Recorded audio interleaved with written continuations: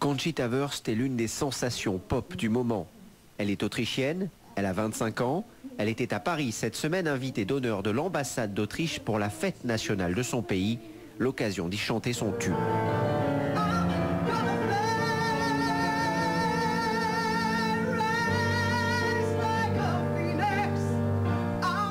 Mi-homme, mi-femme, elle fascine ou elle dérange. Nous avons voulu savoir qui était vraiment Conchita Wurst. Conchita, est-ce que c'est votre personnage? Est-ce que c'est vous? Est-ce que c'est une personne réelle? Qui est-ce? Je pense que Conchita est avant tout un personnage de scène. J'ai une vie privée en tant que Tom et je la protège. Et j'aime être un garçon efféminé. Mais j'aime aussi être un artiste drague. J'aime être une femme sur scène. Donc pour moi, Conchita est une vraie personne avec un brin de conte de fées. Est-ce que vous êtes opéré? Vous êtes un homme ou une femme?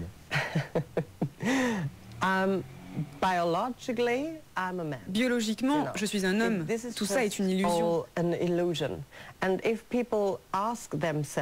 Si les gens se demandent est-ce que c'est une femme avec une barbe collée ou est-ce un homme dans une robe, s'ils se posent cette question, c'est que j'ai bien fait mon travail.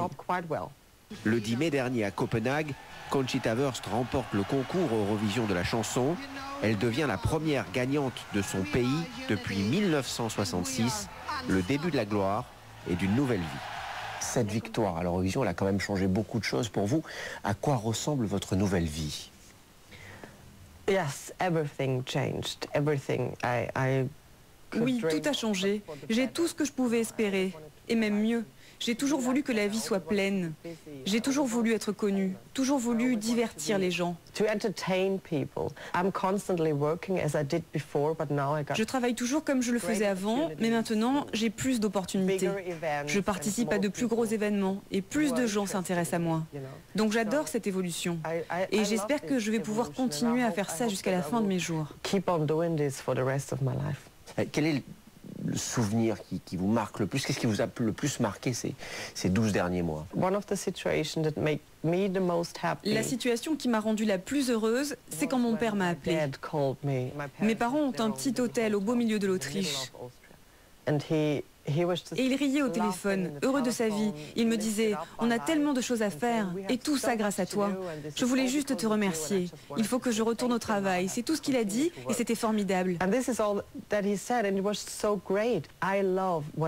J'aime tellement ce que je fais, et ça me rend tellement heureuse. Savoir que mes parents profitent autant de la situation me rend vraiment heureuse, et c'est tout ce qui compte. Vos parents, justement, comment ils ont vécu tout ça? Votre transformation de Tom à Conchita, votre victoire à l'Eurovision, ce qui a suivi après? Avoir un fils homosexuel est une chose. Avoir un fils gay qui interprète une femme sur scène est tout autre chose. Mais ils ont tout accepté. Concernant Conchita, mon père a été mon plus grand fan depuis le début. Ma mère et ma grand-mère m'ont également soutenue. Elles avaient surtout un œil sur les robes. Ma mère me disait « Tu ne les mets qu'une fois, n'est-ce pas? Donc tu peux me les donner. » Vous partagez vos robes avec votre mère? Oui, je partage les robes avec ma mère et ma grand-mère. On fait la même taille.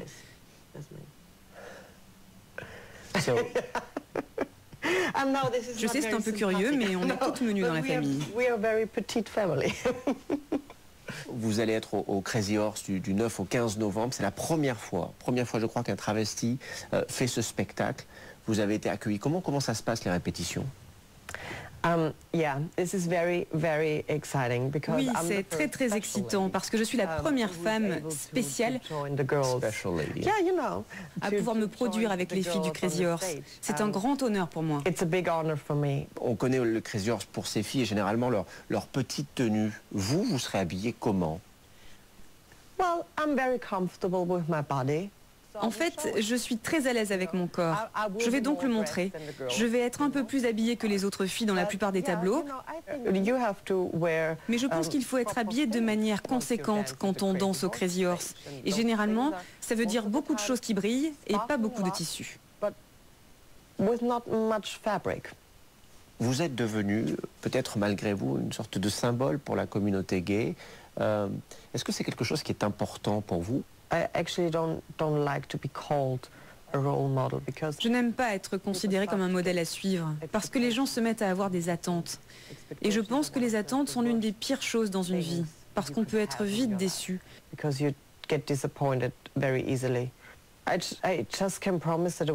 peux juste promettre que je vais rester fidèle à mes croyances et que je dirai les choses tout haut quand les choses n'iront pas. Mais c'est juste mon opinion. Tant mieux si d'autres sont du même avis. Ça m'honore, mais je préfère qu'on me regarde comme une artiste avec des opinions. En France, il y a eu beaucoup de débats autour du mariage gay, par exemple, de l'adoption pour les couples homosexuels. Est-ce que ce sont des thématiques qui vous sont chères, qui sont importantes pour vous? Tu sais, je ne suis pas une politicienne. Je ne sais pas comment cela fonctionne. Je suis juste une citoyenne européenne. Et je ne comprends pas pourquoi on gaspille autant de temps, parce que pour moi, tout ça, c'est si simple. J'ai pas besoin qu'on discute de tout ça. Je veux juste des décisions. Et le fait même de devoir légiférer là-dessus me rend triste. Parce qu'on parle de droits de l'homme, on parle des choses les plus banales de la vie. Vivre et aimer en paix et en toute liberté. Pour moi, ils ont peur et ils ont vraiment du temps à perdre. Mais pour ceux qui vous aiment pas, qu'est-ce que vous leur dites? Honnêtement, je réagis de manière très impolie. Je m'en moque. Si je n'aime pas quelque chose, je ne perds pas mon temps à le regarder ou à en parler.